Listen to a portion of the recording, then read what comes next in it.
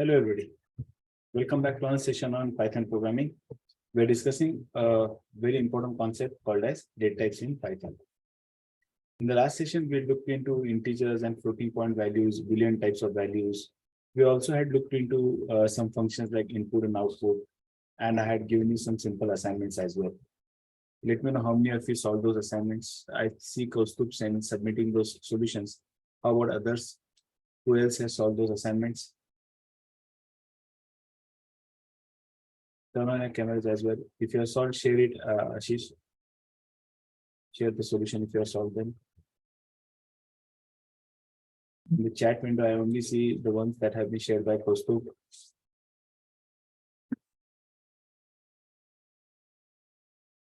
How about others? What was the difficulty? If you have any difficulty, ask. Otherwise, you should be sharing that solution. Languages, programming is not improved by just reading or attending some sessions.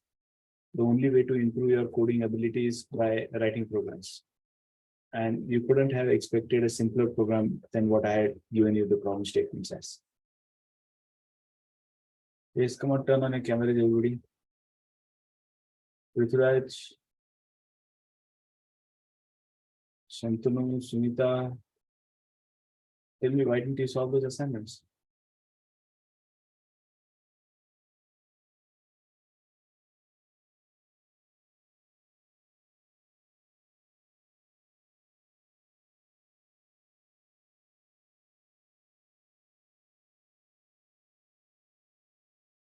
You can't just keep mum. You need to solve. If you haven't, you need to explain me what was the reason. You couldn't solve it, what happened? Okay, let's look at Kaustubh assignment. I'm only responsible for performance of those people who solve the assignments. I'm not concerned with what happens with others. Because if you don't make an attempt, how can I help you to improve on the code? Kaustubh says temperature equal to eval input. Please enter the temperature in degrees Celsius. Kaustubh, there was no need to say /m here. Okay. You should be prompting on the same line. It shouldn't go on to the next line. Okay. So the temperature is temperature into 9/5 plus 32 degree Fahrenheit. That's correct, but avoid using expressions in print statement. So instead of doing this, what I could have done is I could have just copied this and created another variable. So, and that to a meaningful one. Maybe if this was temperature in degrees Celsius, I could have another one called as maybe temperature in Fahrenheit, something like that. And then I could have stored that expression into it. And it's the same expression that we have. So now there is nothing different as far as the expression goes. It's the same expression that we have. So it says 9/5 into temperature plus 32. And here we could say temperature in Fahrenheit is variable change kara. Pardon? Variable change kara, line number 2 temperature C. Temperature C. So these are small changes that we could have done. We just could have taken one more variable and we could have done that expression. So this was temperature in Celsius or temperature in Fahrenheit. Avoid writing expressions in print statement. That's the only suggestion that I could give. Let's run this particular code and see the result. It's a script that we have written. So we plan to run the script. So I go to the command prompt and we plan to run the script, or we can open it in ideally as well. So let's do it in both the fashion. So I go to cd/cd.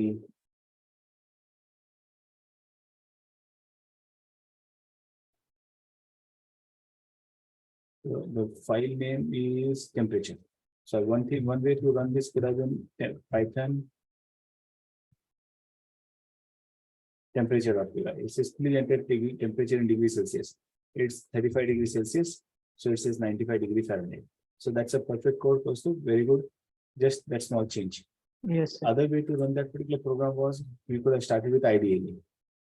And in the IDLE, I could have just opened up that particular file. I'm just showing you different ways you could execute this particular script. You could have opened that particular file that we have. So here it goes, C:,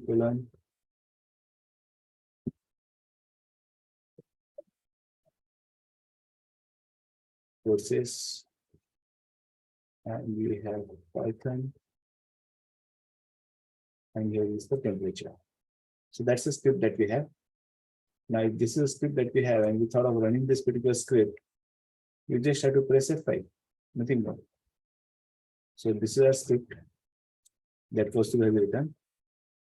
And we wanted to execute the script. You could go run or you could directly press F5. When I say F5, it says please enter temperature in degrees Celsius. I say, okay, it's today was in Pune 37 degrees Celsius. So it says Fahrenheit 98 point something, something, something. Now look at that. So when I've done this particular calculation, the precision is something that we really do not want it to be so high. So we like to control the precision. So what improvement could we do in this particular code to control the precision? It's more of a display part. So when you are displaying this, or when you have calculated this, I could round up this particular thing up to the precision that I would like to have. So I could just say round up, it says number and the number of digits you would like to have. So it says round the number to a given precision in decimal digits. So here we have the help. So I'm going to say temperature, comma 2. So we are now improving on this particular code. So I just say Control S and F5. It says temperature in degrees Celsius. I again use 37. It says temperature is 98.6 degree Fahrenheit. So you should have also noticed over here, I said 2 digit and it has given you a single digit. Let's do one thing. Let's say 3 digit and see what happens. So we save this file. We again run the program. We say 37 and it says 96.6. Why? Because there are all zeros and zeros after decimal point has no significance. Now that we have taken 37, let's take some other temperature. Let's keep this as 2 digits itself. And let's run the code. So next temperature is suppose 41 degree. So 41 degree. It says is 105.8. Let's run the code once again. Are we ever going to get 2 digits? Let's see. If I say 33 degree, it says 91.4. So if I say 3 digit, will it change to 2 digit then? Let's run the code once again. I press F5. I say 33. It says 91.4. Okay, probably that is right. We run the code once again. F5. And let's take some temperature as 51 degrees Celsius. Let's say 51 degrees Celsius. It says 123.8. So let's remove this and see. Let's get rid of this round. And I say Control S, F5. We run the code once again. It says temperature. I say 51. It says 23.8. Okay, that was the result. So your round, let's check the behavior for round. If I say value of pi, so I could just say import math, and we have a variable called as pi. So in math, we have math dot pi. That will give you a very precise value of pi. Now we are just trying to explore the function around. So I say this math dot pi. Oh, the result of the last expression of that value of pi. Anytime we want the result of the last expression, we can use underscore. Underscore on the command prompt is the last result. So if I say this comma 2, it says 3.14. So it's working right. So that underscore is always the result of the last expression that has been executed. But that's only in the shell, huh? As long as we are in the interactive shell. Suppose if I say 56.67, what about 132? I want to add 5 to 132. I could just say underscore plus 5, that's 137. So underscore and 137 is the last result now. So I say underscore minus minus 10. So it says 137 minus 10 is 127 and so on. So the result of the last expression you could always get by underscore. So we have seen the behavior of round. So let's do the behavior for round once again. Here we math.py is pi is what we have. And now I say a round with 3-digit precision. So if I say 3-digit precision, it says 3.142 and so on. So by this time, I hope you have understood how this round function works. So it says round the number to a given precision in decimal digits. So what is the number to this precision, it will round up that particular value. So that's one more addition that we are now going to do to our solution. I'm going to say round, and we are going to say comma 2, so that this particular result that gets displayed is much slightly more readable than what has been done earlier. So that's how we can make improvements in the code. So I advise you, like, you need to write the code. When you write the code, Tostu will never forget now what changes we have done. But those who haven't written the code, I doubt we will recollect these things or not.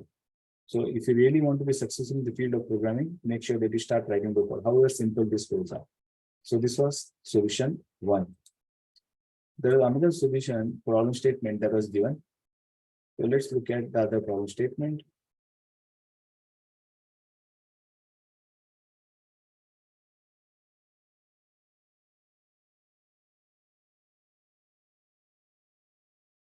And that was player height.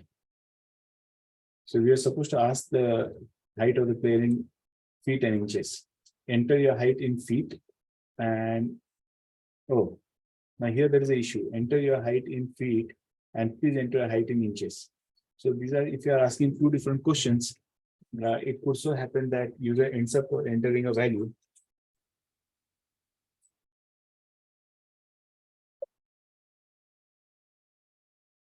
And what user enters is like first he enters his value in feet, this thing point these many feet, inch feet, and then he enters I'm 170 inches tall or 53 inches tall, whatever it is. So there is a problem over here. So you need to prompt the user in a correct way. This will always create confusion. If I have been asked, please enter height in feet, look, the cursor has gone to the next line. So that's not good. So I could have entered my height is 5.10. Okay, because you have asked in feet, so I have said in feet. And then you're again asking in inches. So I would rather convert 5.10 into inches, and what is the result that I could have entered again? Maybe 67 inches. So that's not the right way to go about, isn't it? So you have to ask the question in a different way. So this will only lead to confusion. So you're saying, I have asked in centimeters or inches. Okay, now again you have done the calculations over here. So avoid doing calculations in print statement. Because when I looked at this, I thought your expression is wrong. This is partial, and also we have completed the solution over here. So avoid doing that. Yes. Rather, second, here this message is confusing because it looks like as if we're expecting first to tell what is the height in feet, and later again converted that feet into inches. That is what the input is expected. Don't use /n once again. Look at the /n is forcing you to enter the data on the next line. So that /n new line बिल्कुल नहीं चाहिए था. यहाँ आप space दे सकते थे, यहाँ आप column दे सकते थे, just to make sure that user understands that there is some input that is expected over here. I say Control S and F5. Please enter height in feet. So the expected result was like 5 and 10, and then it was 177 centimeters and so on. So that is what was expected. But what happened over here is you first expected height in feet. So somebody gives in feet and then in inches, and then you get something else. So think about a proper statement, what you could give to the user. So I could say maybe print, I'm just thinking, print.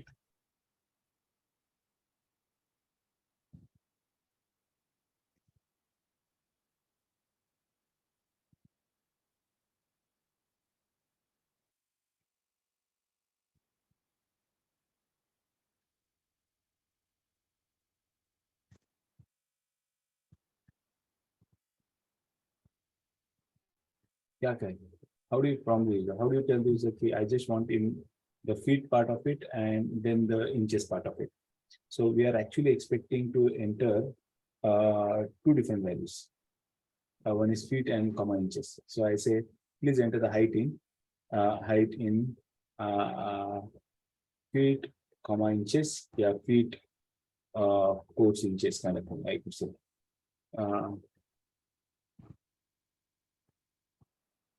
Let's try. Let's try first. Can I give two values, and can we read those two values at one time? So that's something that we'll have to first check. Can we have two different values being entered at one time? So let's try and first accept two values at one time, and then we'll come back to this code. Here we are. So if I have two variables, say n1, comma n2, and if I try and assign two values to it, 34, 56. Let's see what is in n1. n1 with 34 hai, and what is in n2? That's 56. But that was our direct assignment. Can I do with input statement? Can I write something like this where we are also using function like eval? आप यहाँ eval ऐसा कुछ use कर रहे हो? Will that work? If I say eval, it says no. So if it's eval, that's not something which is working. But if these are just two different values, they will definitely work. So let's try and ask the user to enter the input. So if I had said we're just experimenting, so you have feet and inch is equal to input. Please enter the height. How do you want the height to be entered? Feet, comma, inches. ऐसा कुछ तो height enter करना चाहते हैं. And let's see what happens if user enters feet, comma, inches. He says 5 feet, comma, 6 inches. It still doesn't work. It says too many values to unpack. You had two variables over here, feet, comma, inches, and user has entered two different values. The input has actually failed to accept those values. Then how do you work with this now? Now we have two different values that are to be accepted. So either we'll have to accept the feet part of the height and then the inches part of the height. So either two different statements, but then that message should be clearly conveyed. If it is direct assignment, that's working. Moment I use input function, that's not working. Okay, one thing that could probably have worked, let's see, if I had given only one statement, suppose height, I could have just said height, and I could have entered, suppose, in 5, 6, suppose, 5, 6, yeah, 5 feet and 6 inches. That's what I write. Okay, so it says, okay, still waiting for some input. Let's say what's the height now? It says 5, 5 feet and these many inches. So in this case, we have accepted it. But the point is like, how do I get this 5 separate and 6 separate? Because 5 feet 6 inches has now been accepted, suppose. So the notation normally are something like this. Na? I could just say 5 feet and 6 inches. As I was to normally enter karte lo. So if I get this height, you're getting this, but there are some other characters that have now got displayed. Okay, so if somebody says 5.6 height, comma inches, तो उससे हो जाएगा क्या? So let's try that now. If somebody enters height as 5.10, so let's see what's the height now. Height is 5.10 as string. Then what I need to do is now I need to split this particular input into two parts, 5 as separate and 10 as separate. So that's something that we'll have to do. If we got a string called as 5.10, I could tell the user, please enter the height. Please enter the height, feet dot inches, as opposed to feet dot inches. So user कहेगा 5.10. So height तो आ गया है आपके पास 5.10, but that's a string. Why am I saying it's a string? Let's check the type. If I say type of HT, it will say it's a type string. So if I get a string, I need to split this string into two parts. I want 5 separate, and I would like to have the 10 as a separate thing. So that's something that we need to look into. There are ways out. We have a feature in string, like if I say split, and if I give the character as dot to split it, it has now given two different strings. One is 5, another is 10. So we have achieved that. So we could split it into two parts and get that particular result. We are yet going to come to string part, so don't worry about it much. But this is the first part and this is the second string. So we could work around with that. Correct? But meanwhile, till the time we have not looked at the string class and we yet have not explored what this concept of split is, so we will not probably have a chance to accept the data in this fashion. We'll have to accept the data in some different ways. But point is, even if somebody enters 5.10, please enter height in feet dot inches. So somebody could enter 5.0, 5.10, whatever it is, we could accept it, we could split it, we can get those two different values, everything will work. Suppose if I want to have only the 5, so I could just say, here I go, I got only the 5, and if I want only the 10, I could do something like this. I could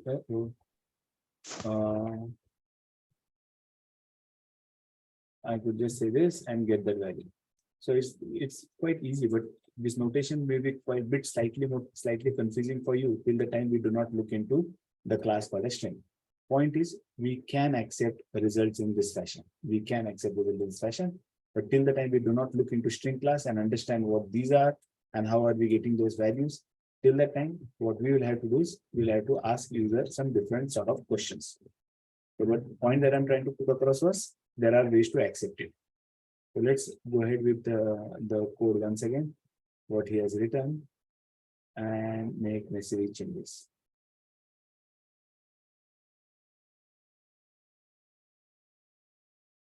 Here we go. Now here you have to think something innovative. We'll have to ask the user height. Height is to be accepted in feet and inches. So please enter the feet part and then the inches part. So that's how we'll have to do it. So first we'll ask the user to enter only the feet part of it and then the inches part of it, and then we can proceed further. Let's see.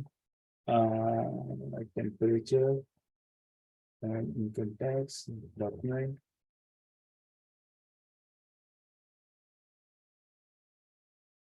आशीष ये document और text क्या नाम है बस files का? ऐसा कोई नाम दिखा है क्या डॉक्यूमेंट और text? Names are very important. You cannot give such names. Okay.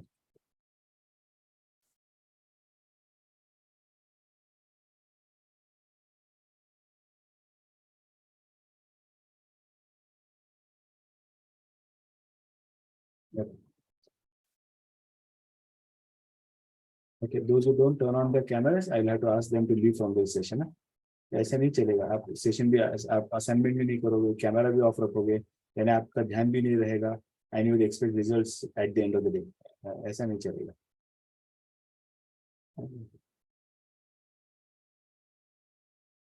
Okay. So we'll have to ask the questions in different way. So let's go here and ask the questions in different way. So please enter height. ये क्या था? Player था क्या? There was something like height of player in heights followed by inches. क्या बताए? So we'll have to accept in two different parts. Because we are not having an opportunity to enter both the things together. We have though. I just showed you how it can be done. But since we do not know the concept of strings now, we'll have to accept in two different parts. Please enter the height. So only the feet part and then the inches part. So anybody can come with a proper message. These messages are confusing because in that case, we are entering either height in feet and again the height in inches. So please enter your height in inches. And total height in inches. ऐसा message हो रहा है. It was not about the total height in inches. It was only that part of the height in inches is what we had to accept. So this message are misleading.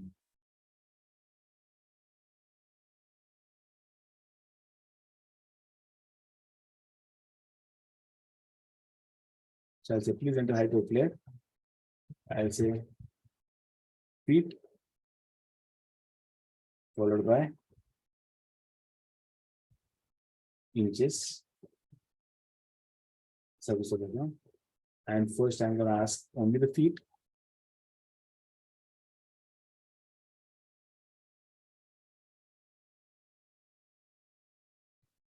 And they'll ask only inches.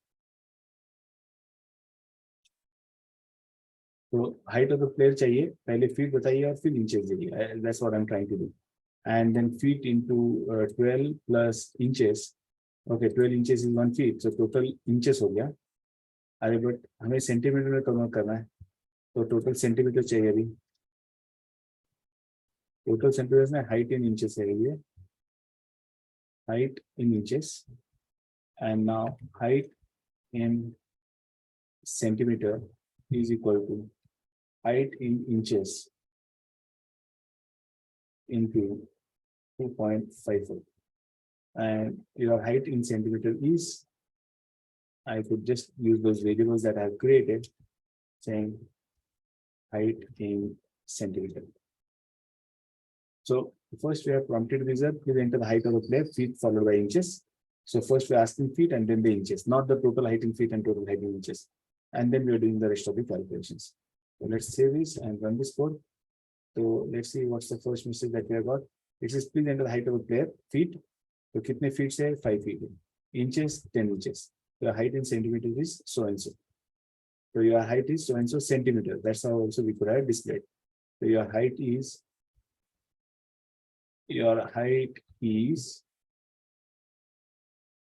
these many centimeters. You can also display this fashion. Let's do that. Again, I say height is 5 feet, 5 feet and 10 inches. The height is 177.8 centimeters. So that's small changes that we have done, because otherwise the meaning was coming out to be something different. So that was the second one. And plus there was other assignment that was given. Let's open up that assignment as well. Next one was about income tax. What is the name of the file? Annual income. Annual income. So here we go. Annual income, what's your annual income? Now that's not a right statement. You have not given unit of measurement. Rupees, Yes, paise, dollar, kisme chahiye. Yes. What's your annual income in rupees? You need to give your no. So income in rupees is 0.3 into annual income. That's correct. But remember what we had said, not to use magical numbers. I'm going to teach you how to avoid using those magical numbers. So here you accepted the income, and then again you have done the same thing. Avoid writing expression in print. So you could, as I said, income tax is equal to this. And here you could have said the income tax payable is income tax.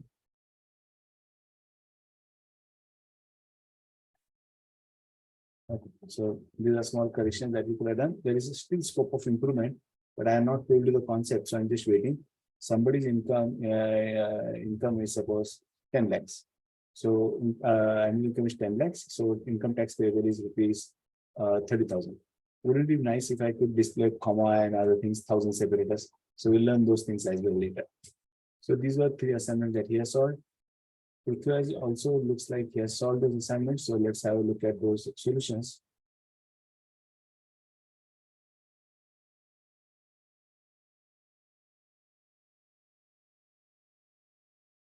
What's the name of the file? Income tax calculation and then temp conversion. Louder? Income tax calculation. Income underscore tax underscore cal. CLC. It's not there. Should I send it again? Okay, let me see. Hold on.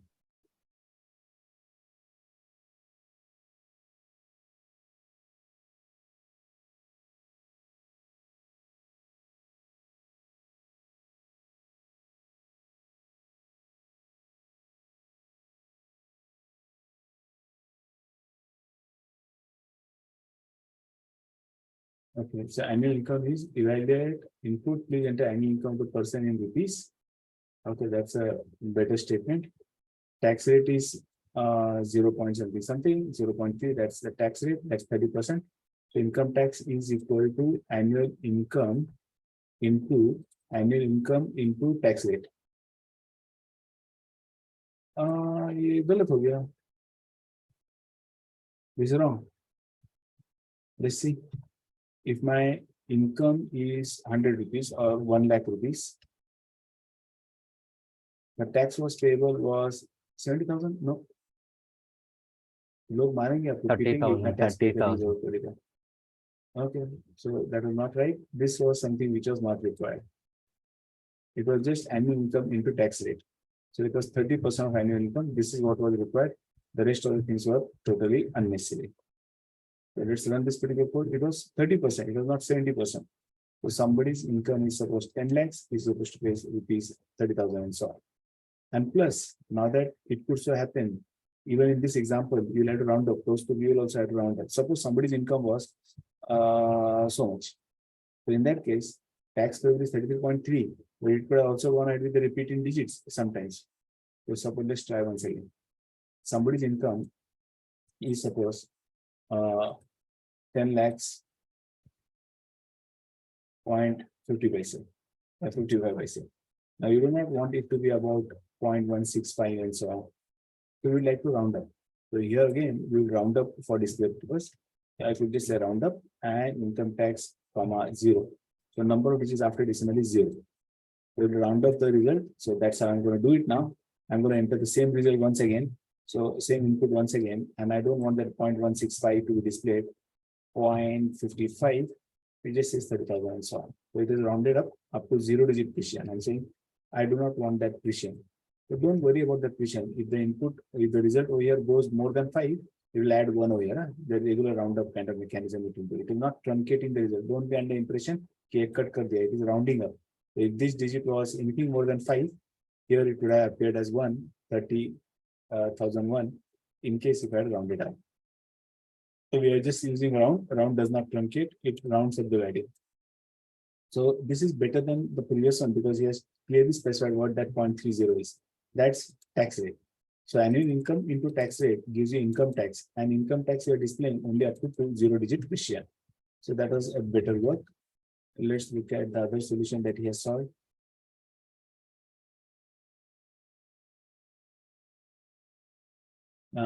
Temp in, please enter temperature in degrees Celsius. Fahrenheit temperature is 9.5 plus 32. That's almost the same thing.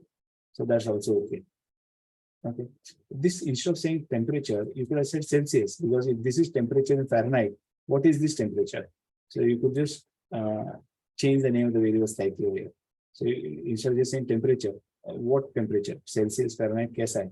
So I could just make it slightly easy to guess. Okay, temperature in Celsius, you could otherwise write Celsius. Temperature Celsius temperature. जैसे आपने Fahrenheit temperature दिखा, वैसे temperature Celsius. Here also you could have said temperature Fahrenheit or common case Celsius temp, whatever it is. We use some common convention, naming conventions, and you could have done that. So that was about those assignments that were given. Any other question that was given, which we did not discuss?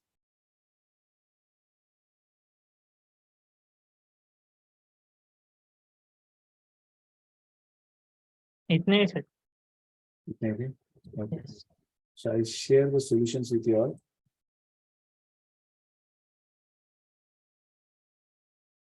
But it makes sense only when you solve it. देखने से कोई programmer नहीं बना है. So I'll share those files with you all. Have it for your reference.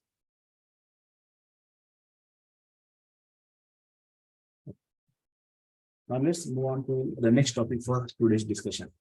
Now we have seen various data types. It's time for us to look into the floating point values once again.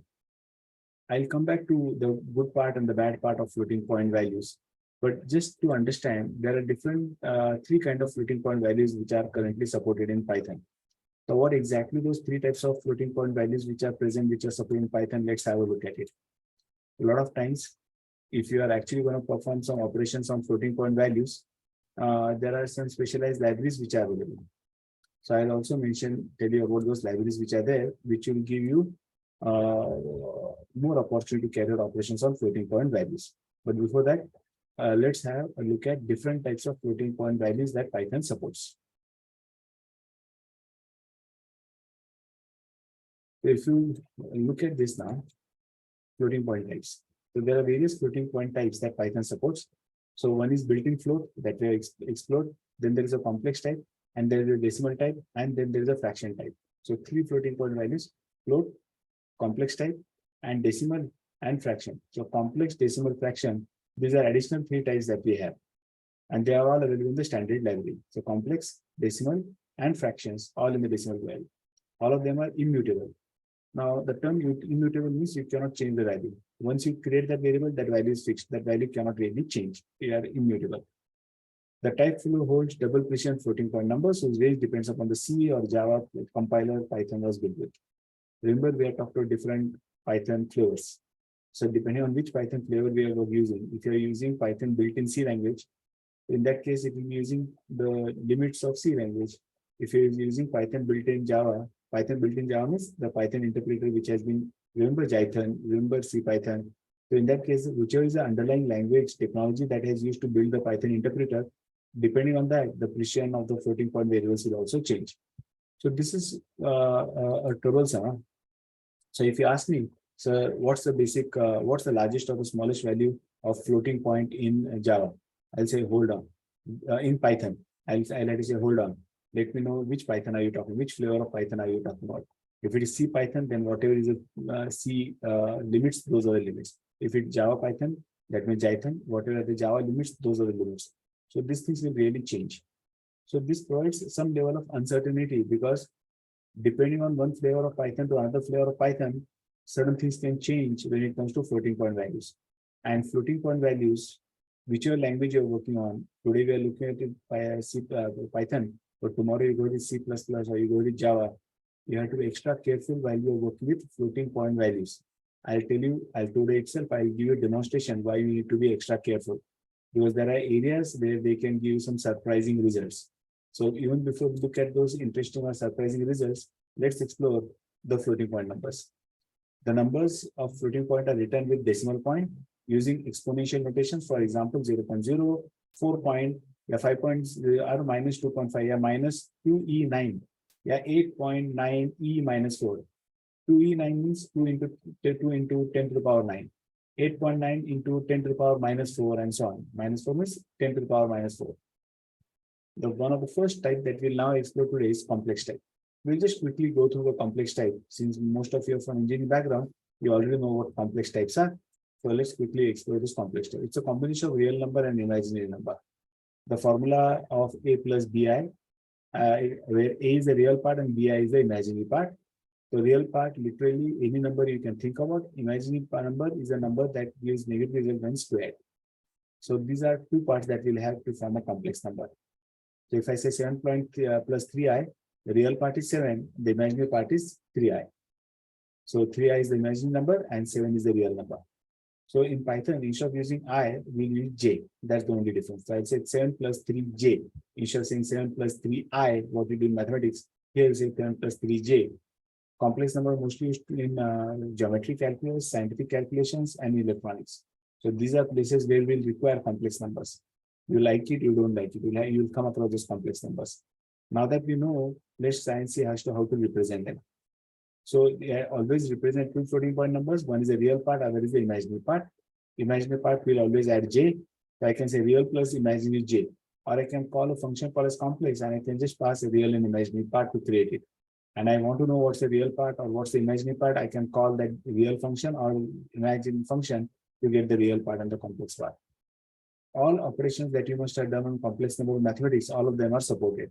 Suppose if I say 1.5 plus 0.5j, I want to know what's the real part, I got 1.5. I want to know what's the imaginary part, I got 0.5.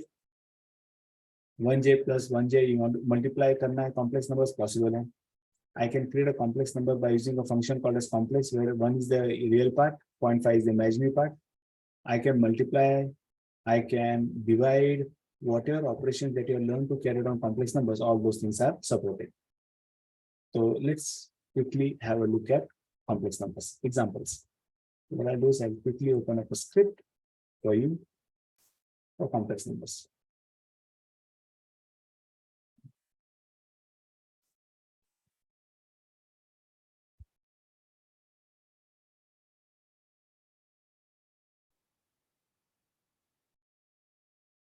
Sir वो complex नाम का function built in है ना? Pardon? वो complex function built in है ना? Complex number नहीं, क्या? कॉम्प्लेक्स नाम का फंक्शन जो है हाँ? बिल्ट इन है ना? I'll compute. Okay. This is a built-in type. It's a part of standard library. It's a part of standard library. So since it's a part of standard library, what exactly it means, I'll just explain.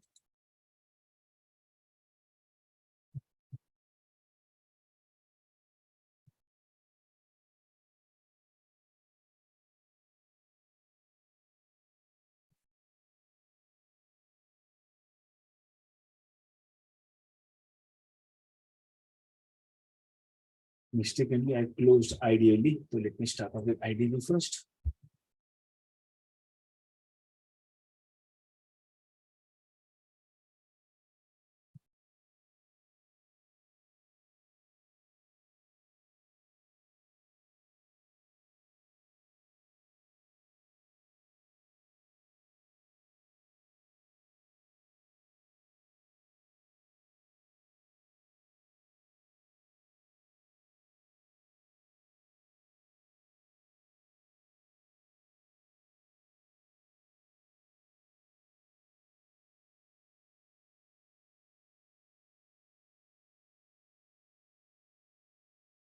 What we'll do is we'll start writing a small script.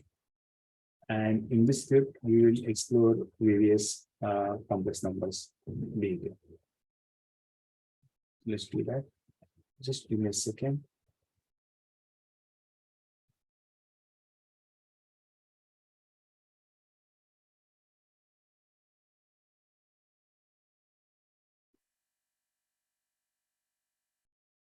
Is the screen visible, everybody?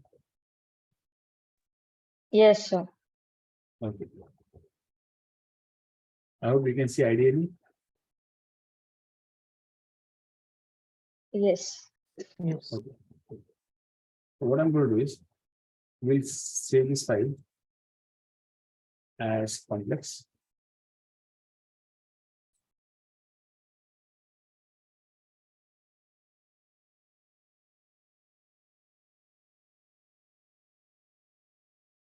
I'll say CMPLEX demo.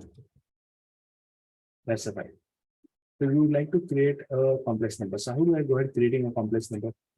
What we have just now explored, we said we can write an expression. If I can write an expression, how do I write that expression? So if I want to create a complex number, I can write a very simple expression saying something like this: x equal to 1.5 plus 1.5j, where 1.5j is the real part, and your 1.5 is this 1.5 is the real part, and this is the imaginary part.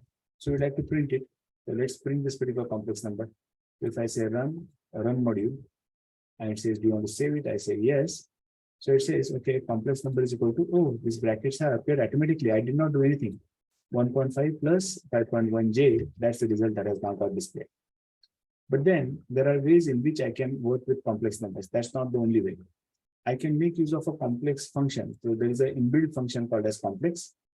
Rather, complex is a type. Like for int, we had int. For float, we had float. We have seen those functions, isn't it? Int and float. So likewise, we have a constructor or we have a function called as complex. So I could very well say complex, and I'm not passing any arguments to it, just a complex. And I print that particular number. So let's print what gets printed. If I print it, it says, okay, 0j. That's okay. So I have not passed any argument. So it's just 0j and so on. That means just the imaginary part, and real part is also 0, 0 plus 0j kind of thing. Now, let's pass some data to that particular function. So here we now pass some data. We say x equal to complex of 4.5. So when I pass only one parameter to this complex function, it will take it as a real part and not the imaginary part. Let's look at it. Okay. Uh-oh. Something happened.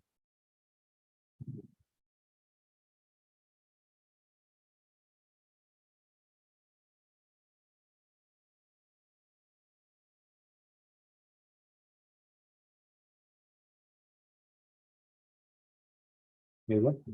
I save the file and I run this particular program. It says 4.5 plus 0j.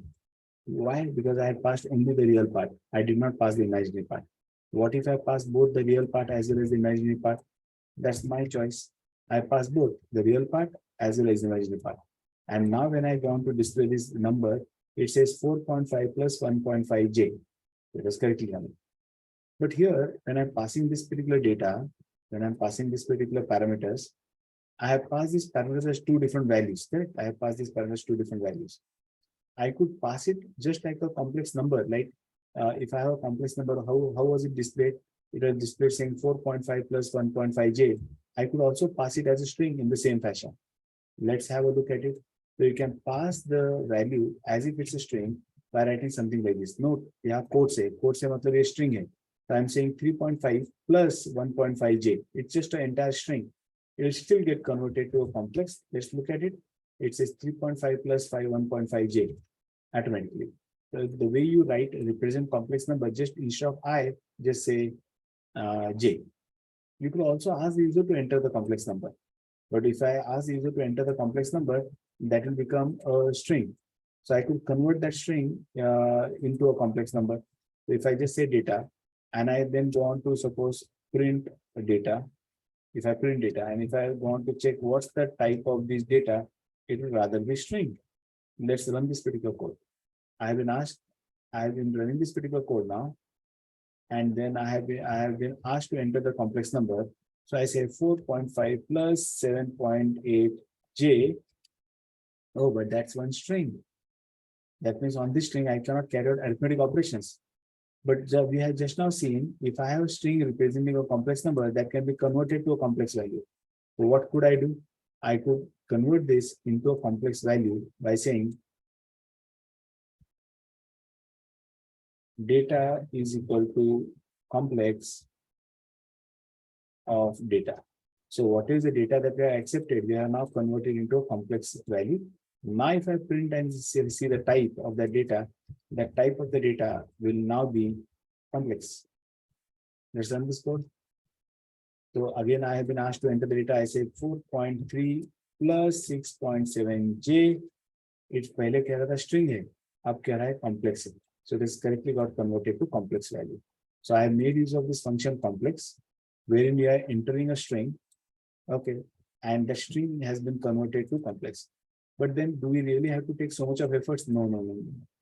I could have, like what we had done earlier, I could have just accepted it in this fashion. I could have just said, watch it. And here, the return value, I could have just pass it to complex function. So why write multiple lines? I could just pass it and I could display it. Print complex number is equal to data. That's not a complex number. Don't worry about the type. It's a complex number. Here you go. First, the results have been displayed. What are the results are? We have been asked to enter the first complex number 4.5, plus 6.7j. That's the first number. So the first time it gave you string, later was converted to complex. So I'm now going to have directly a complex value. So I say 55.5 plus 7.8j, and it says 55.5 plus 7.8j in brackets. Look, there were no brackets when it was string. When it was complex, these brackets appear directly. So here also the brackets are coming directly. That means it's a complex value. What did I do? Same thing. Here I got the string. I pass the string to this function complex to get the complex value. So instead, this returns a string. The string is passed to complex to get the complex number and so on. And that's how we have got the result. So you could just play around with it in different fashions. It could also so happen that you pass the real part as a string. Like over here, we had passed the entire thing as a string. You could pass only the real part as a string. So I'm saying complex in quotes 3.5. So let's see what result do we get in that case. If I want to run this code, let's run it once again. I say 0.1 plus 5.6. Okay. And it says, oh, J, I forgot. So we'll have to run it once again. We have to enter it as a complex number. I forgot to put in J. Here I go. So I say 0.1 plus 6.7j. Now it's a complex. Now another complex number, I just say 5.5 plus 6.6j. Got it? And we got the number. But here last one is 3.5 plus 0j. Why 0j? Because you had only given the real part, you had not specified the complex part. But for any complex value, if I want to extract the information out of it, that means I would like to extract and find out what's the complex part, real part, and what's the imaginary part. So if you want to do that, if I said x equal to complex 3.5, 4.5, so if I print this, it will print the entire complex number. Dot real will give the real part, dot imaginary will give the imaginary part. So let's have a look at it. So let's quickly run through this. 4.4 plus 5.5j, and here I say 1 plus 1.0 plus 1.0j. That's okay. But for this number, the real part is 3.5 and the imaginary part is 4.5. How did we do that? Dot real and dot imaginary. So that has given you the imaginary as well as the real part. But suppose if I have two different complex values, I would like to perform some operations on complex value. All operations are legal. That means whatever you have learned in mathematics, all those operations are legal. Like if I have first complex number is 10 plus 2j, second number is 2.2 plus 4j, I want to carry out addition. I would like to carry out operation of multiplication, division, subtraction. All those operations that are otherwise legal are supported only. So here we go. So let's save this and run and see. Do you get the results? Let's say 0 plus 0j. Okay, so that's accepted. 0 plus 0 j. Okay, important part was I had a number 10 plus 2j and 2 plus 4j, addition, subtraction, multiplication, division, all operations were allowed. So we can go ahead carrying out all the operations when it comes to complex values. So that was about complex numbers. Any questions so far?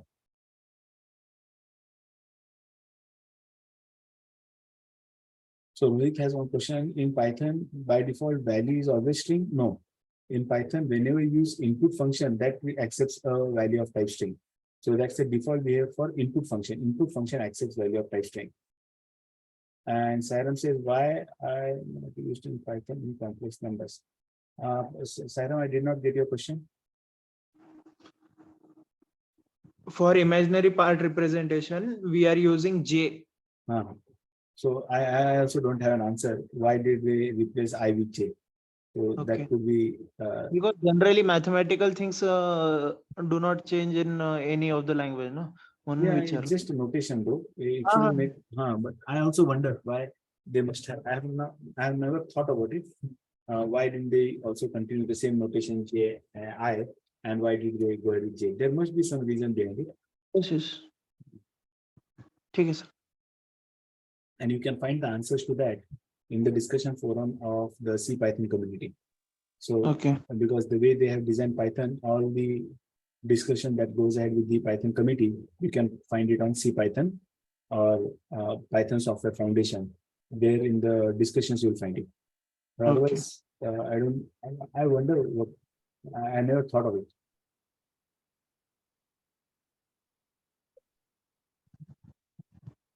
Try and find out the reason. Okay. Any questions regarding complex types? Anybody? Have you all understood? Yes or no? Quick feedback.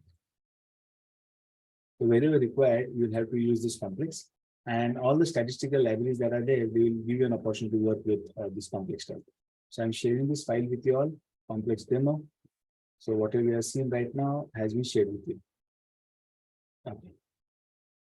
Sunita and Pankaj, क्या doubt है?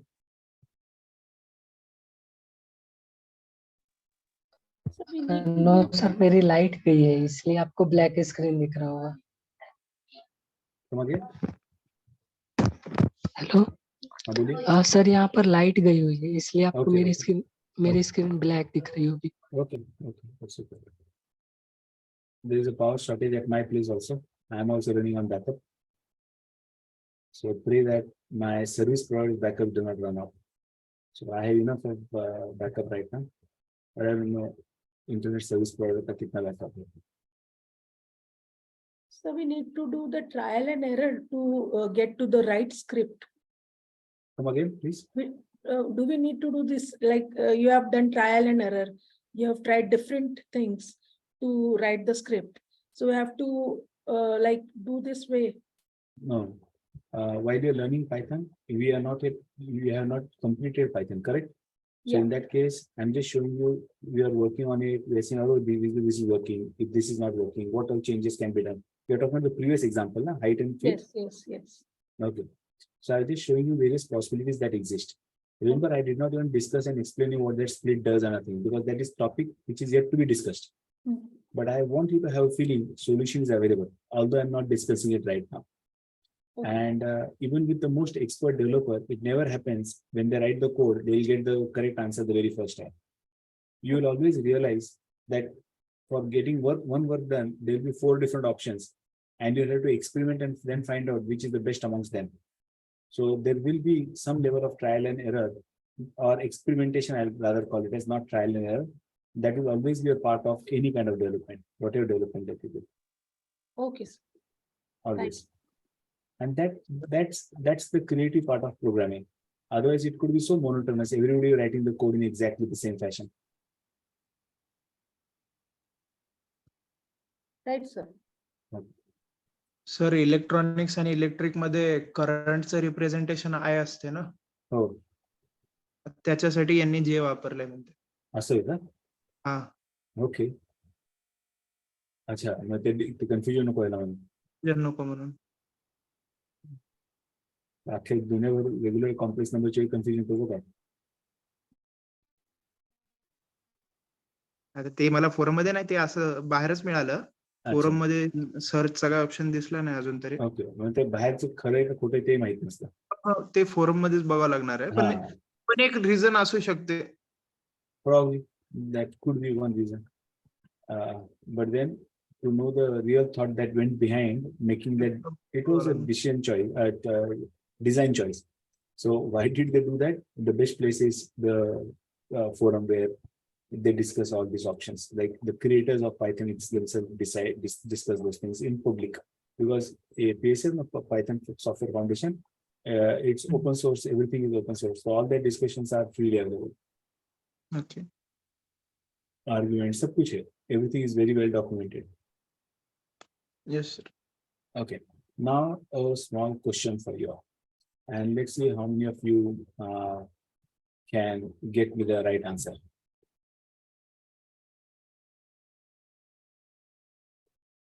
Okay. So what we'll do is now, I'll write some expressions, and you're going to give me the result of those expressions. If you know, or you can perform bit of mathematics operations.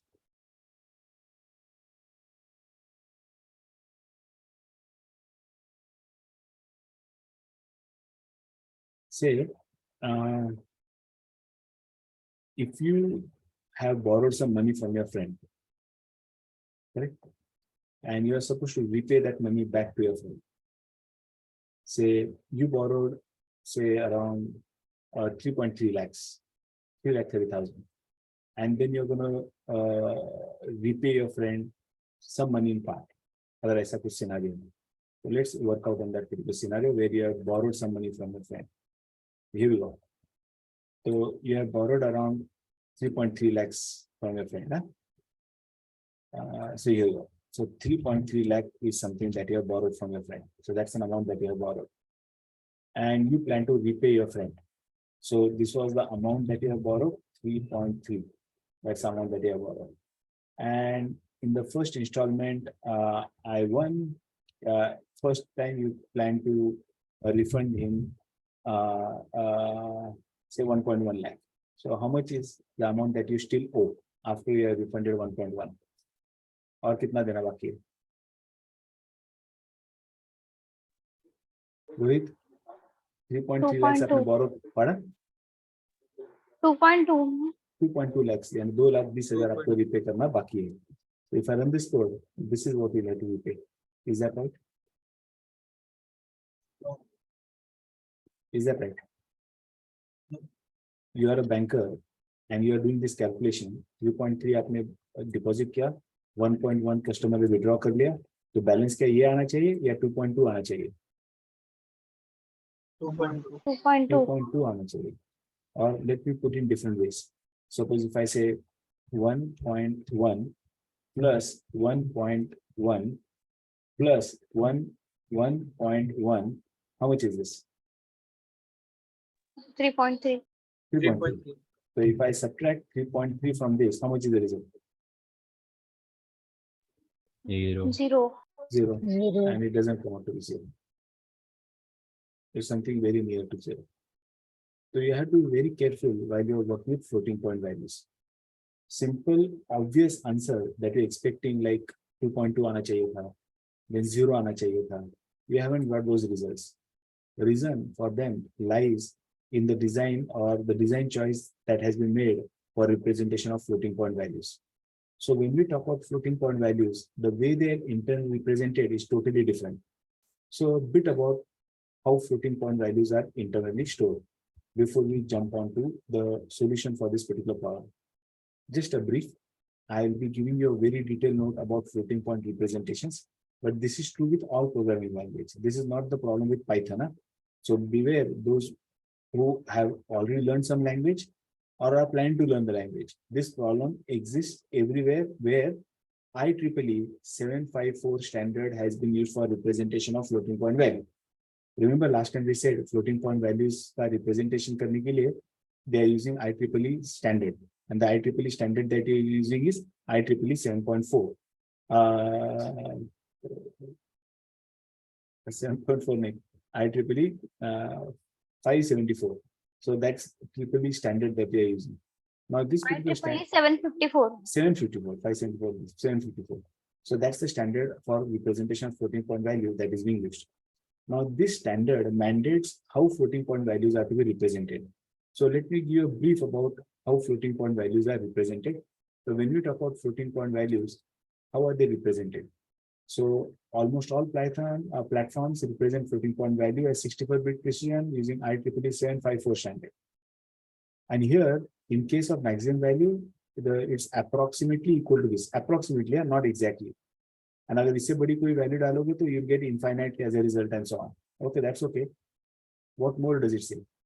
Which we did not see last time. Floating point numbers are represented in computer hardware as base of 2, binary fraction. So any floating point value that we have will be represented as a fraction of 2 values, binary fraction. Most machines today, floats are approximated, exact nahi, approximated using binary fraction with numerator using the first 53 bits, starting with most significant bit and the denominator as power of 2.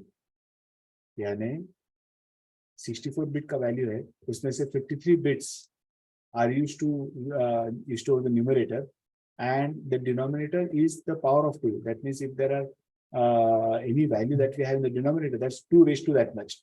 So we are going to divide the numerator with the power of 2. Now if I'm going to divide the denominator with the power of 2, numerator with power of 2, I'll never get the exact value. So अगर आपका number है 110, उसका binary fraction रहेगा this number divided by 2 to the power 55 and so on. 2 to the power 58, star मतलब 2 to the power 55. So it is always represented as a fraction. What's the fraction? This numerator divided by 2 to the power of some number. So in this case, the result will be close but not exactly equal to the exact value. So at 10, 1 divided by 10 का जो exact value आना चाहिए था, you will never get the exact value. You will get an answer which is very near to that exact value. So how floating point values are represented internally in the memory is determining the accuracy. So you are not going to have accurate value. Then you may be wondering, is accurate values not possible? It was very much possible for you to get accurate values, very, very accurate values. But speed is also something which is very important. So by representing those in the style that has been given right now, numerator divided by the denominator, and denominator is power of 2, the representation is quite fast. There are different techniques which give you more accurate value, but the representation is very slow. So now they had to draw a balance between how machines, in case of machine, if you get that value with repeating digits 0.333333, that's okay. But you and me as humans, we really do not want those repeating digits to be displayed and so on. We want numbers which are quickly evaluated, but sometimes accuracy is more important than speed. So if accuracy is more important than speed, like in financial, in banking, accuracy is very important. You cannot just go ahead with the speed. So in that case, if speed is not a concern for you, even if it takes time, it's okay. You want exact representation, the way that to the number of precision that you have displayed, answer should also be displayed to the exact precision and so on. Think about the module called as decimal. So decimal is a solution for representing numbers, and especially when it comes to money, finance. So जब पैसे की बात आएगी, avoid using float type of data for representation of money. Otherwise, all your calculations will go wrong. I just showed you the examples of calculations. So henceforth, in any example involves monetary thing, पैसे की बात आती है, never use float as a function to convert the string. Last example, आपने एक solve किया है. I said there is a scope for improvement. ये कौन सा example आपने solve किया था? Let me just open up that example once again. The example that was given was regarding the income tax. So Prithviraj and this fellow have solved it. Let's open up that example. Where is that example? वहाँ पैसे की बात थी, 30% tax rate and so on. So that was the example that was given. So कहा गया income tax. So income tax was about money, correct? So when it is about money, here we go. Here he's saying eval. Instead of eval, he could have also said float over here. Correct. He could have also said float. That was also given the same value. Suppose if I said float, and I would run this particular code. So if I run this code, please enter annual income in rupees. I say annual income is 5 lakh point 50 paise. So it says income taxable is 15,000 rupees and so on. Perfect, working right. But then he has converted this string into a floating point value, then multiplied with another floating point value to get that particular result. That means when you're multiplying with 0.30, that's a floating point value, result is of type float, and you're using float type of data for representation of money. Now, if what I'm explaining you understand, you don't understand, just at least follow what I'm saying. Whenever it comes to representation of monetary, यानी पैसे की बात represent करना है, avoid using float in whichever language possible you are working on. In Python, solution replacement for that is to get numbers which are the way you and me humans treat the numbers, correct? Not the way the machine. It is not optimized for machine calculation. It should be optimized for the day-to-day your arithmetics that you do. Okay, so in that case, think about module called as decimal. Many applications, the numerical inaccuracies that could occur when using floats don't matter. So we use float in that case. And in cases, and in any case, are far outweighed by the speed of calculation that float offers. So float representations work very fast. And the inaccuracy which is there in the largest digit, like when it said 4 point something into 10 to the power minus 556, that means it was a number which was very near to zero.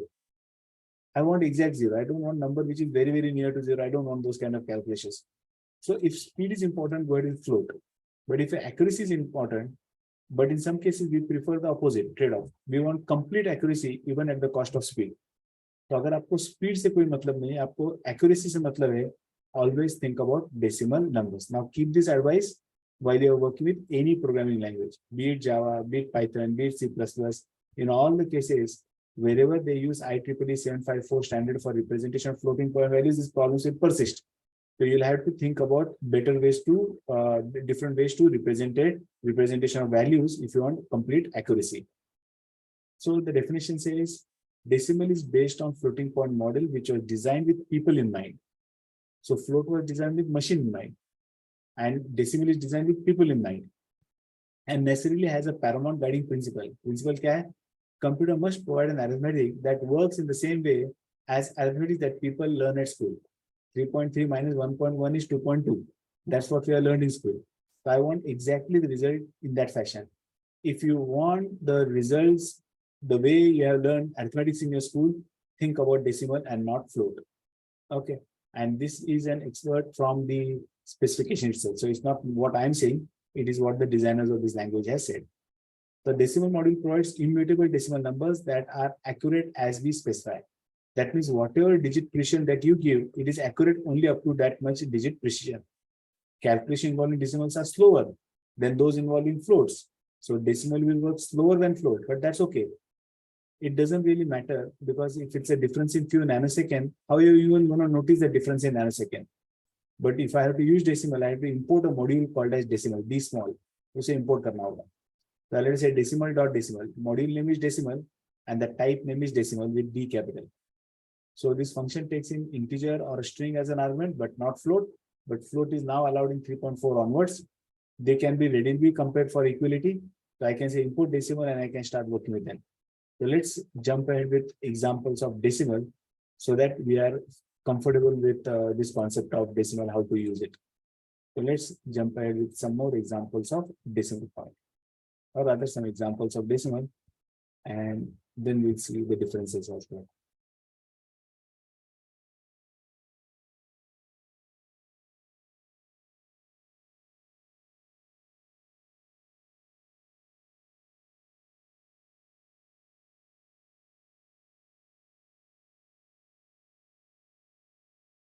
Just give us a second.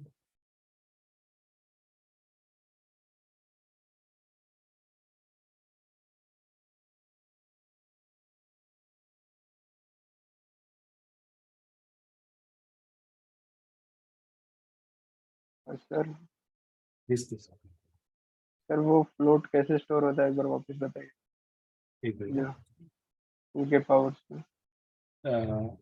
The numerator is given and the denominator is always given as power of 2.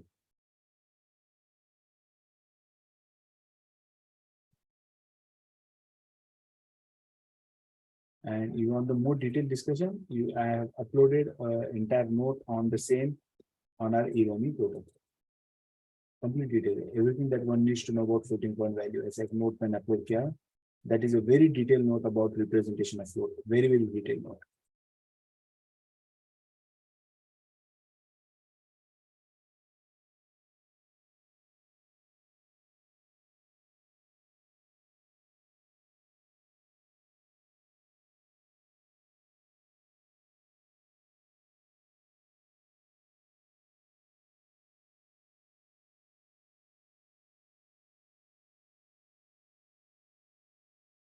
Let's begin with decimal representation.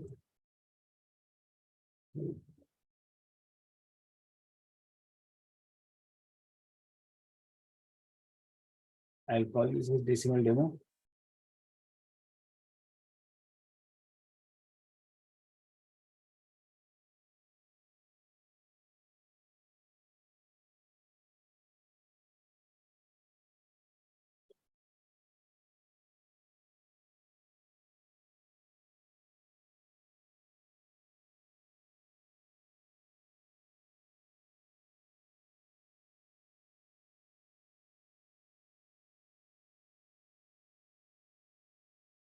So if I have to start using decimal, if I directly try and write decimal, let's see what happens.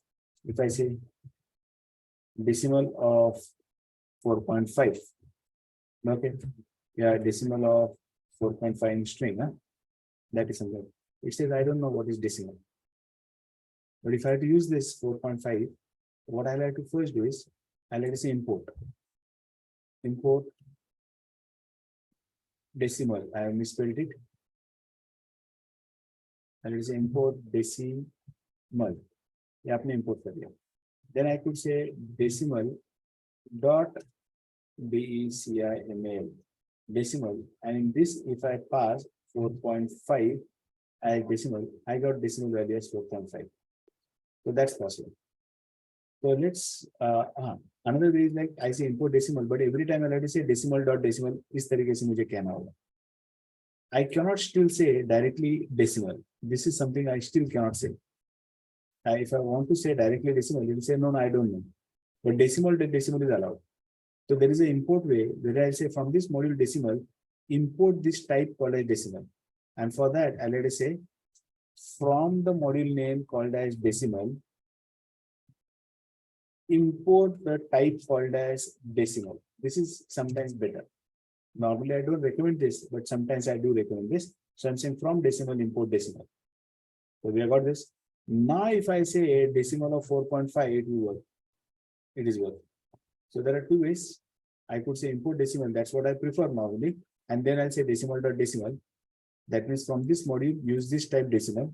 Or I'm saying from this module, import this particular type called as decimal. So I can directly refer to the decimal. Have you understood this importing mechanism, everybody? Either I import the module and then say module name dot type name. Or I say from this module, import this type, so I can refer to that type directly. Sir, It's you a have to standard write it module. every time. Louder. Sir, you have to write it every time. Every time means? Sir, from statement, Every from time, decimal. every time means what? Sir, whenever we will use that. So No, it's not compulsory. You could directly say import decimal and then it's a module, it's a standard module. So you'll have to import it and then use it. You don't have to install this module. This module comes along with Python for you. So if I use the word standard module, that means module which has been bundled along with Python. So wherever there is Python, this module is there. But unless you don't import it, that particular type does not come in the current scope in the memory. So you'll have to first get into the memory and then you'll have to start using it. So you'll have to say either import, you'll have to say import decimal, D small, and then in the program you'll say decimal dot decimal, or you'll have to say from decimal, import decimal. So for that entire script, you have to do it only once. Then you don't have to do it again. At the beginning of the script itself, you'll say it once. Sir,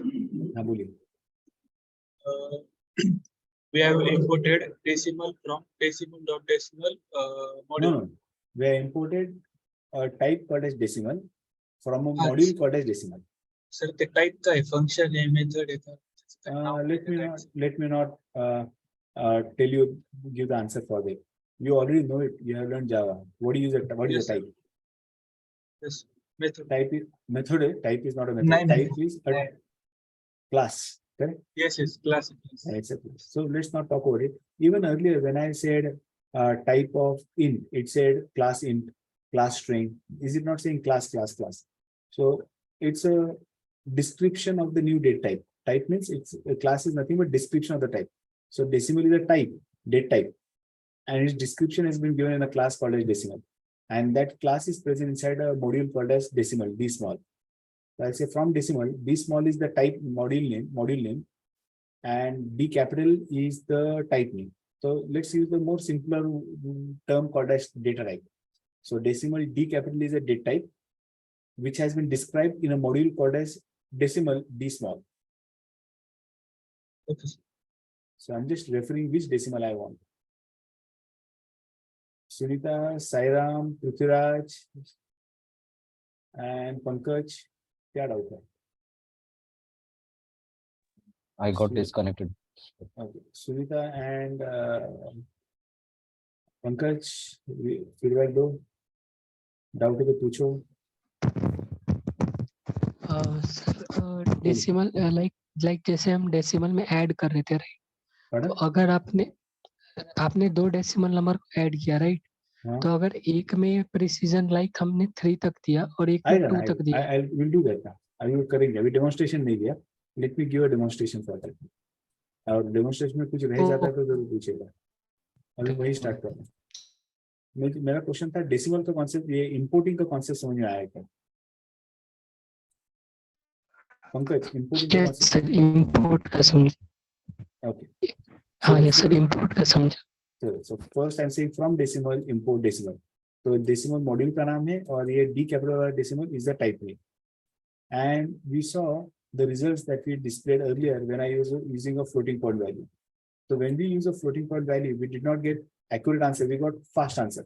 So when I wrote this, we were expecting answer to be 0, but unfortunately we did not get answer as 0. We got an answer which is very near to 0.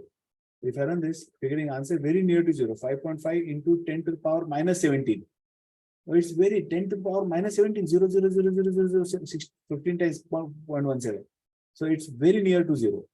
But I do not want near answer. I want an exact answer. So Still, if you sir, want- the answer. Pardon? Why do such answers come? That's because of how floating point values are represented. I told you, floating point values are never represented accurately. It's a faster way to represent numerator divided by a power of 2. Now, if I have any number divided by power of 2, will you get the exact answer? No. No. So you'll not, it's not an exact fraction either. It's not an exact fraction. Okay. Had it been an exact fraction, then you have got the right answer. But yeah, fraction में decimal part, the denominator has to be power of 2. ऐसे कैसे आएगा फिर exact answer if the denominator is power of 2? Yes. Okay. Normally, if I say 22 divided by 7, so 7 is not power of 2, no? Yes. So here, when I'm displaying as a fraction, the denominator over here is power of 2. And if denominator is always going to be power of 2, that means it could either be divided by 8 or divided by 4. So you're not going to get the exact answer. Yes. Sir, No. how much slow is decimal than float? It's not possible for us to even, we don't even have to bother about it. It's that fast. Okay. Sir, Eh. but when, hello? Huh.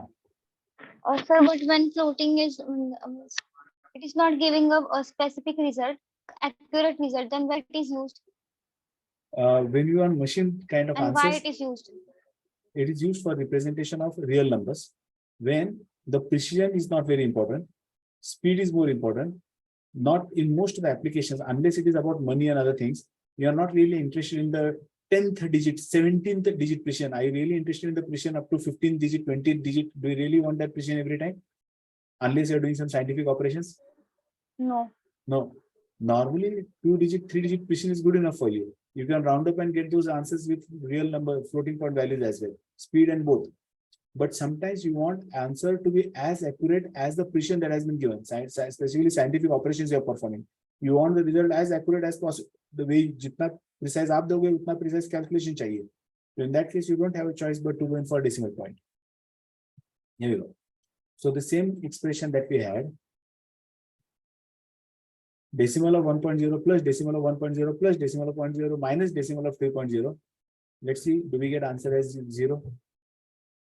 So when you run this, while here you got an answer which is also 0.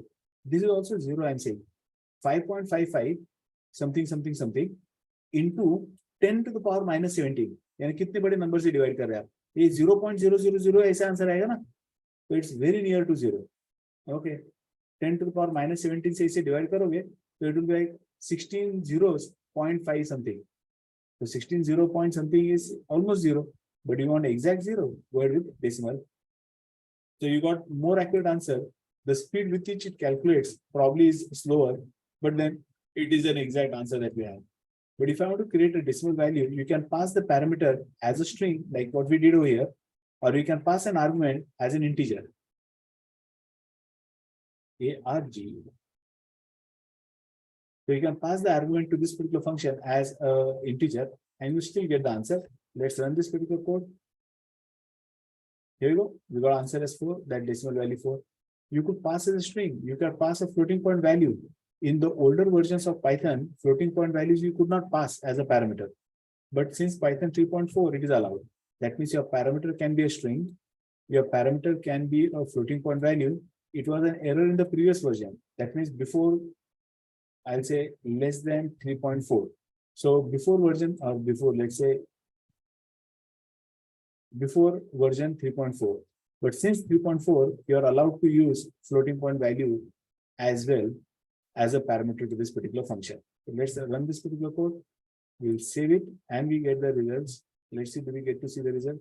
Here we got all the values, results have been correctly displayed. But now, when we talk about floating point value, they are not very accurate either.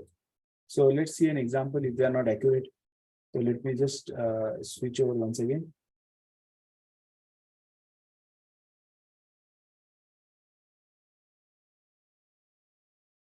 Here I go. So if I perform this operation and I say 22 divided by 7. So 22 divided by 7, it will give you some precision. Around 15-digit precision is what Python gives by default. But if I go with decimal points, they will give much higher precision, and the precision could be around 28-digit precision is what they normally end up giving us. So here we go. If I'm using this, the precision will be around 28-digit. So I'll give, let's check it out. It's around definitely more than what floating point values give us. So this gives us normally 28-digit precision. So let's check it out. It's the same operation, 22 divided by 7. So look at this. While this was 15-digit precision answer, this is 28-digit precision answer is what we're getting. So the decimal will give more precise, although it will take some time. It will take more memory for representation, but it will give you more precise answer when it comes to decimal. And when it comes to floating point values, they are faster, but quite accurate. It's not very wrong, quite accurate, but not very accurate. So if you really want to have a very accurate answer, you'd have to think about decimal. But it's not like precision has to be only 28-digit. Huh? You can even increase this precision even further. Now, if I thought about increasing this precision, then there is something called as get context. So I could just say decimal dot get context. You don't have to buy it. I just spread control space. It gave me the list, and I can give the if I say get context dot, if I say precision, you're saying क्या चाहिए आपको plus चाहिए नहीं मैंने कहा precision चाहिए. I say I want precision only up to 6 digit. ऐसा कह दिया मैंने. Now if I write the same expression once again, let's see what happens. Same expression. I save this file. I run this particular program. Earlier it was 28-digit precision by default. तो कहता है ओह ये module का नाम है. I had not imported that module. Let me say import decimal. आप बोलिए sir आपने यहाँ import किया है. No. मैंने module नहीं import किया था. From this module I imported this type called a decimal. Now I import this module decimal because module के अंदर का ये context get context function है. So I run this particular code. And look at this. A precision कम हो गया 5 6 का तो 5 आ रहा है, that's okay, but it has given you some precision. So now if I want it to be higher digit precision, तो क्या कर सकते थे? तो 6 की जगह I could increase it even higher. मुझे 3.14 pi का result I want up to 40 digit precision. I want very accurate answer. I'm doing some scientific calculation. Very accurate answer is what I want. So let's see. Here we have 40 digit precision. So you have total choice as to how to control the precision. What is the result that you would like to have? You can just specify. You can specify kitne digit precision chahiye. You can specify and you can get that particular result. So it is all about the context. So here we said we call the function for get context and then we say precision. That's how you set the precision. And you can also think about having maximum precision. So what's the maximum precision? Let's check it out. So if I say decimal dot, or let me say print. So for documentation purpose, you could just say decimal dot, it says max. Oh yeah, max precision, minimum value, ये सब कुछ है. You want to know what's the maximum precision that decimal can provide? Let's see.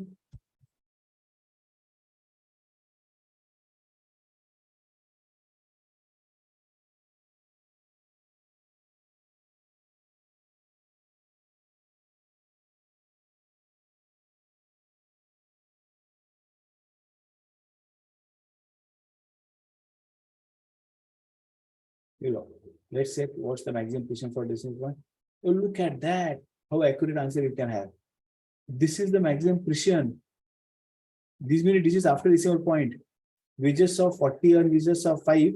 You can have answer up to these many digit precision. How more accurate answer you would like to have? Okay, so it's unimaginable kind of accuracy is what you can have. It will come at a cost. It will take some time.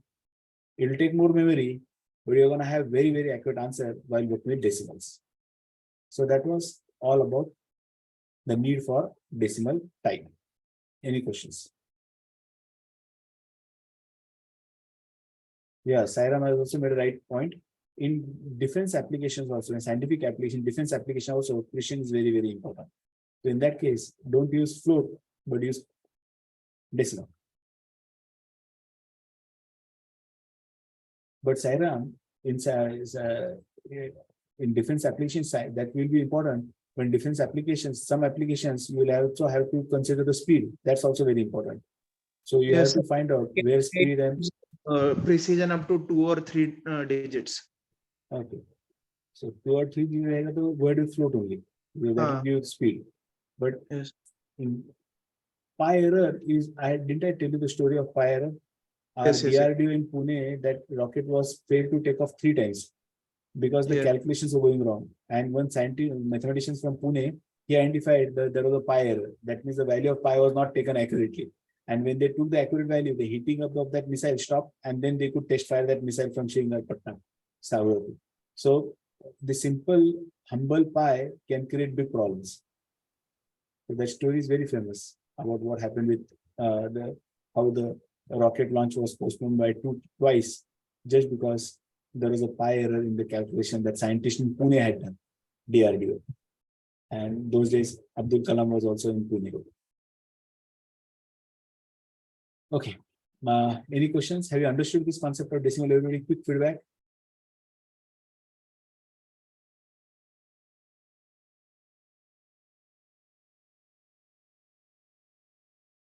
So we saw complex, we saw decimal, and the only type that is left floating point is fraction. So we'll quickly run ahead with fraction. And once we are done with these fractions, so our decimal type concepts discussion is done. That means, okay. So let's have a look at the concept of fraction as well.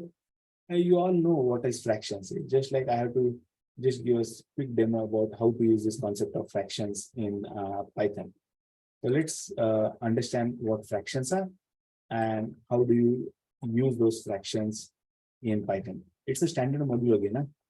So whatever the standard modules, we can use them directly. We just have to import them before we go ahead using them. So let's import this module and start using it.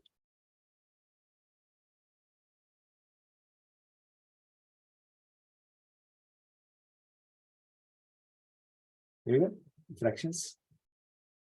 To start using fractions, import fractions module. Last time we have decimal module. Now we have fractions module. Inside this fraction module, there is a type called as fractions. F small is a module name.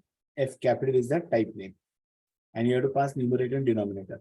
Method of operation fractions return new fraction object. So if I say 2 into a fraction 1/3, will give answer as also as a fraction. So when I give a fraction as 6/4, it will reduce automatically to 3/2. So you'll always have the reduced form of a fraction. Python has a good sense not to create a fraction with 0 as a denominator. So those things are taken care of by Python automatically. You don't have to worry about it. Let's jump ahead with a demonstration for fractions now that we had seen decimal.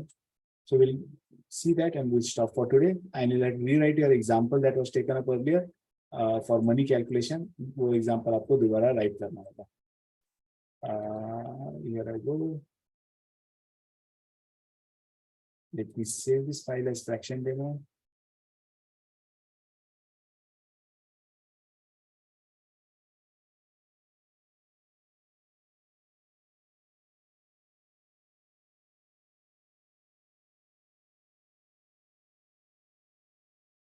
So if I have to start using it, first I'll have to say either import fractions.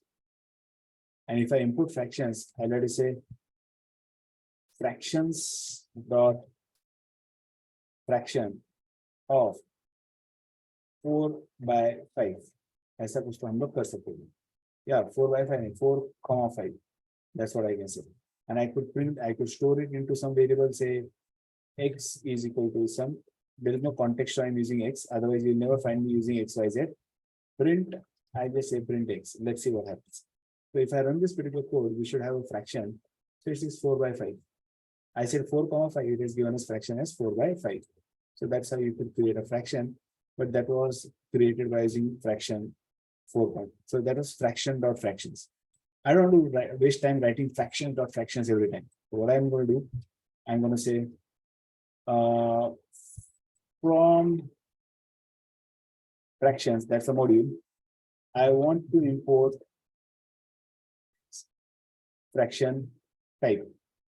I'm saying from fractions module, import fraction. Now this time around, if I have to create a variable, a value, I'll not say fraction dot fraction, I can directly say fraction. And suppose this was 4/51. Let's run this code. Yeah, 4/51. So now that we have seen it, let's jump on to various examples as to how we can create fractions. So what I'm going to do is now, I'm going to call a function without any parameter. So here we have been passing parameters. So if I just say like this, fractions. So if I now want to display this particular fraction, what will it display? Okay, so there are no values that I passed. So is it going to be 0,0? Denominator cannot be 0. So in that case, it says fraction is nothing but 0. 0/0 means 0, since you did not pass any parameter. But suppose if I give numerator and denominator both, okay, let's see. So if I give a numerator as 1 and denominator as 3, so I'll have a fraction as 1/3. Let's run this particular code. So fraction as 1/3. If I multiply the fraction, so whatever is the fraction that we have, the last number that we have just taken. Pardon? Numerator and denominator. Huh? Both 0. It will generate error. We'll do that. Okay. It will always give 0 error. Denominator cannot 0. So if I say fraction of x ka value 1/3. So 1/3 into 2 is what I would like to do. If I say 1/3 into 2, let's see what do we get. It says 2/3. But suppose what you are talking about, if I take a fraction, here I go. If I take this fraction, why just numerator? Denominator, I'll take denominator as 0. So 1/0 का fraction, if I try and create, let's see, it will generate an error. It's an error. Okay, the division by 0, error is 0 fraction. Such fractions are not allowed. I'll comment out this code. Denominator cannot be 0. Okay, we have commented out that. So we have Sir, create. Sir वो दो function है ना, मतलब first जो लिया import fractions, और हाँ। Second जो लिया फ्रॉम फ्रैक्शंस इंपोर्ट फ्रैक्शन, हाँ, सो वो दोनों में मतलब स्पीड में कोई इम्पैक्ट होगा क्या? नथिंग, ये जस्ट लिखने में इम्पैक्ट करेगा. I could say fraction dot fraction एक लिखना होगा. That means I am saying ओ ये फ्रैक्शन कहाँ से आ रहा है, इस मॉड्यूल के अंदर का टाइप है. And when I am saying from fraction import fraction, that means this fraction module में से ये type I have directly brought in the current scope, so I can start using it. You will understand more about why not to use this. ये shortcut लगता है, but ये use क्यों नहीं करना है. You will understand when I discuss the concept of namespaces. I'll just tell you, I'm against this method of using, but since people use it very often, so how to use it at least correctly, वो दिखा रहा हूँ मैं. But you'll very rarely find me using this particular concept. इसका एक problem है, वो बता के रखता हूँ, उसका एक्सप्लेनेशन अभी नहीं दूंगा. When you do some statements like this for ease of, it's only for convenience. जो काम लोग फ्रैक्शन डॉट फ्रैक्शन लिखने से कर सकने वाले थे, that we are now just shedding by a fraction. इतना ही एडवांटेज है. But by doing so, you are polluting the current namespace. ये स्टेटमेंट याद रखो. इसका मतलब क्या है? Let's explain it later. We are polluting the current namespace. तो ये pollution हो जाता है. अब आप सोचोगे कैसा pollution होता है? Hold on for that. When we discuss concept of namespaces, I'll explain what do you mean by pollution. So it's risky है ये यूज करना एक्चुअली. तो ये नहीं यूज करोगे तो अच्छा है, बट हर समय फिर ये थोड़ा सा ज्यादा टाइप करना होगा. Fraction dot fraction and so on. Okay, so the first technique is better, the second is not that good, but you'll find people using it very often. So I say fraction of 16 divided by minus 10. इसका क्या होता है? Let's have a look at it. If I say 16 divided by minus 10, it has reduced minus 8 divided by 5. So fractions are always reduced. Huh? And if I take fraction wherein I pass only a denominator, not the numerator, like if I say fraction of 123. So if I say fraction of 123, then how is this result going to be displayed? Fraction of only 123 is what I'm trying to display. So let's run the code and see what does it display now. So not over here.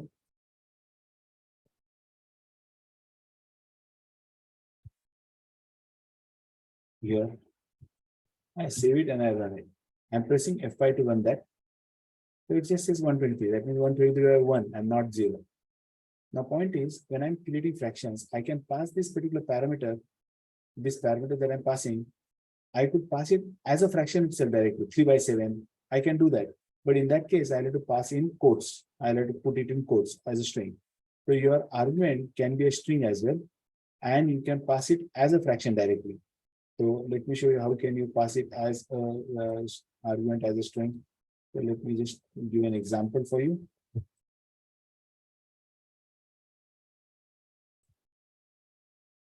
Here you go. Watch it. What am I doing? I'm saying fraction of 3 by 7. Oh, that's a quote. And then I would like to display the result. It will get displayed into 2 करोगे तो उसका answer भी आ जाएगा. Let's run this particular code.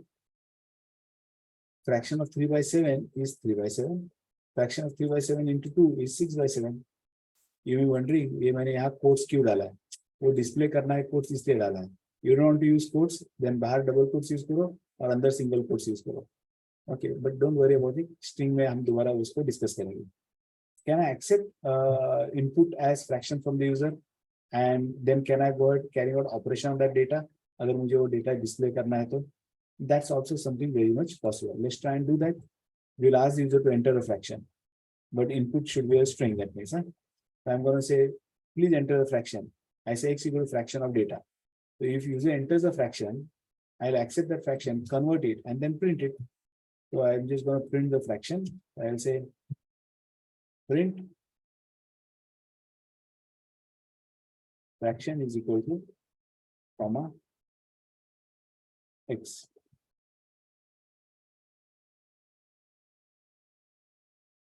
Here we go. I say 3 by 5 by 7. It is given in fraction as 5 by 7. That means we accepted a string. The string was converted to fraction x, and we have displayed the fraction value and so on. Your choice. At times, it can also so happen you have given an input in exponential format. That will also work. Let's see. Let me write it first. Suppose if I say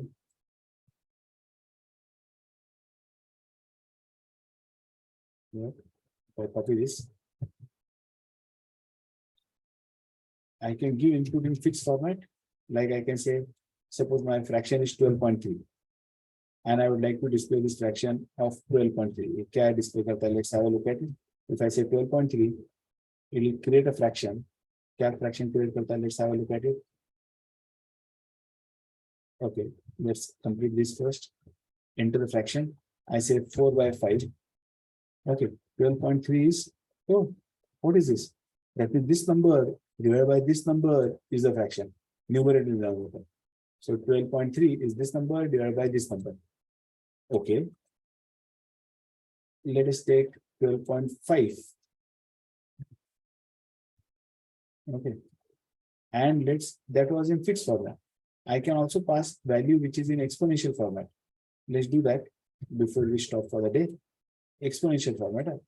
That means, suppose if I have to say 1000, I could just say 1000 as 1.0 e plus, suppose 1000 is 1 lakh.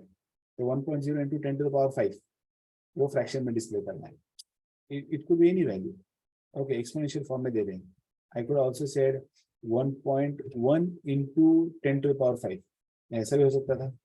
So I want to display this values. Oh, I just forgot to change this.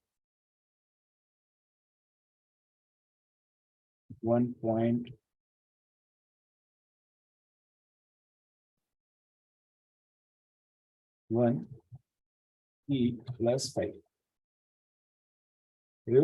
Let's see. मैंने आपको accept करने बोला है. I say 4.5 e minus 6. That is 4.5 into 10 to the power minus 6. उसका भी fraction आ सकता है. That's 9 divided by so and so. ये भी हो सकता है. और यहाँ देखो ये 1.1 e plus 5 was nothing but 1 point something something into 10 to the power 5. Okay, so we got that particular. So you can pass numbers in exponential format. You can pass in fixed format. All those things are allowed. You can also pass a decimal value as a fraction. अगर आपके पास decimal है and from that decimal you would like to create a fraction, that's also something which is possible. तो ऐसा नहीं कि सिर्फ integer और string से पास कर सकते हैं. So I could say from decimal input decimal fraction of decimal of 1.5 1.1. So you want to display fraction of that, that's also possible. Fraction of a decimal point. Here we go. Here if I say 5.5, what it is? Here 11 by 10. So 1.1 is nothing but 11 divided by 10. That's a fraction that has been displayed. So you can pass decimal value to whatever accuracy you would like to have. And then if I have fractions, I can carry out various operations on fractions. That's also possible. Okay. And there is one function called as fractions. May a function is from float. So let's see what does that particular result function do. Fraction dot from float. Here we go. So we have a function called as fraction dot from float. Here we go. From float. So what does this particular function do? Fractions dot from float. From float. So let's see what does this function do. So I say x equal to fraction dot from float, and I would like to print this value of x. Okay. So let's pass some value also to this particular from float and see what happens. Let's run this code and see what is the result that we get. Fraction dot from float. Is it asking us for to enter some value? So if I say 4.4, okay, it says module fraction has no attribute called as from float. Okay. From float, let's check fraction dot from float in the documentation. It says it doesn't have any one value. So if I go to from float, here we go. Fractions.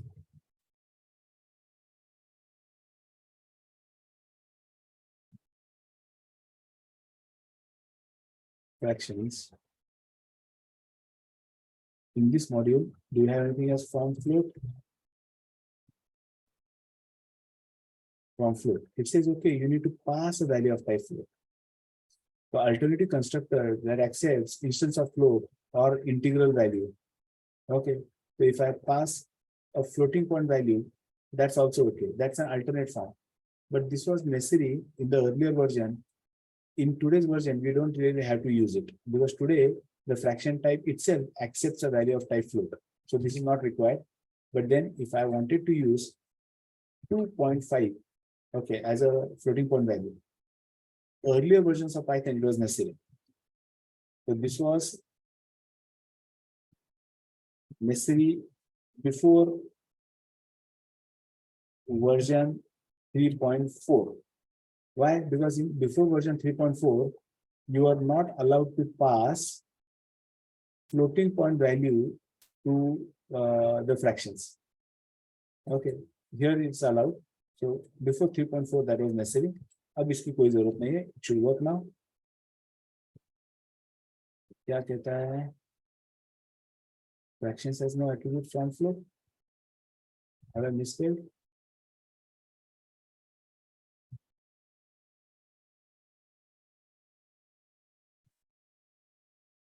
From underscore float. Alternative constructor from underscore float. Okay. So, oh, type, I misspelled. F should be capital. Fractions, right? Fraction dot from float. Okay. ये type के अंदर function है called as from float. It's just like a factory. Factory means it will give you some value based on what arguments you put. आ गया 5/2. Okay. ये 2.5 is nothing but 5 divided by 2. Okay, so we got this. So fractions, F capital लेना चाहिए, मैं small ले रहा था.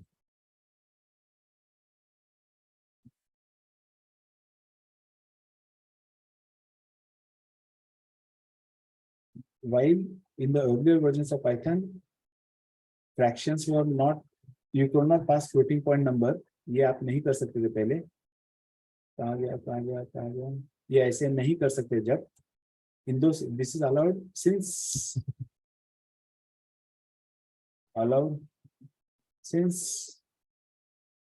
version 3.4. तब से allowed है. Before that, this was the way out. अगर आपको इसके साथ कुछ काम करना था. Now, suppose if I have fractions and if I thought of carrying out some operations, all operations are allowed. So let's quickly have a look at all arithmetic operations that are allowed on fractions. So here I go. If I have some fraction 5/6 and fraction 1/4, you can do subtraction, you can do addition, you can do multiplication, you can do division. All arithmetic operations are allowed. So let's enter a fraction. I say 4.5. Look at this. 5 divided by 6 minus 1.4. 5/6 minus 1.1/4 is equal to so and so. Addition is allowed, multiplication is allowed, division is allowed, everything is allowed. We are allowed to perform all the arithmetic operations that would otherwise perform with floating point values. Fractions had some methods, but now those additional methods like GCD and other things are provided in math module, so you can use it math. But that's all about fractions that we have to see. So if you are writing a script that involves some scientific operations, you have this particular choice of using fractions. अगर कहीं fractions आपके code में आ रहे हैं, applications में, so you can use this module called as fractions. So we have finished with 3 types today. Problems with float, solution or decimal, complex, and fractions. 3 types is what we have looked in today. And I've shared the example as well with you. Let me know, have you understood this concept of fraction? Everybody, quick feedback. Sir वो decimal का file 40 to 10, so we can stop now. Sir sir हम लोग complex use कर सकते हैं fraction, कहाँ? Complex fractions में use कर सकते हैं. Okay, now look at this. If such kind of questions comes to your mind, the best place to look into is the doc. So if you go into fractions, जैसे मैंने यहाँ ऊपर लिखा था fraction, देखो यहाँ क्या क्या possible है? Can you see this? Yes. क्या देखा हमने? क्या क्या possible है? Other fractions, float possible है, decimal possible है, string possible है, numerator and denominator possible है. So when I do not give any numerator and denominator, by default numerator is 0, denominator is 1. That's the default value. There is no question of you passing anything other than string, decimal, float, other fraction, numerator 0 and 1, and numerator, denominator. इसके अलावा आप कुछ नहीं पास सकते. So if you pass complex to it, it will generate an error. Is that okay? Yes. Okay. So ये बता that तो क्या कर सकते हैं आप, साइन भी दे सकते हैं. All these examples are there. I will tell you कौन से वर्जन में क्या चेंज हुआ है. All these things are also given. Sir, you did not give decimal file. और नहीं यूज किया, क्या बात कर रहे हैं? File नहीं दिया, पढ़ा? send नहीं किया. Sir, you did not send it. अच्छा सेंड किया ना अभी? डेसिमल वाला सर, फ्रैक्शन वाला सर, ये क्या fraction table I send it? Decimal वाला सर, डेसिमल। अच्छा डेसिमल का नहीं सेंड किया, okay let me send decimal. Have you got it?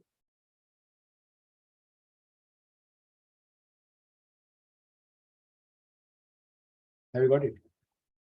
Yes, sir. Yes, sir, yes. Okay, now with this understanding that we have, I want you to rewrite yesterday's code.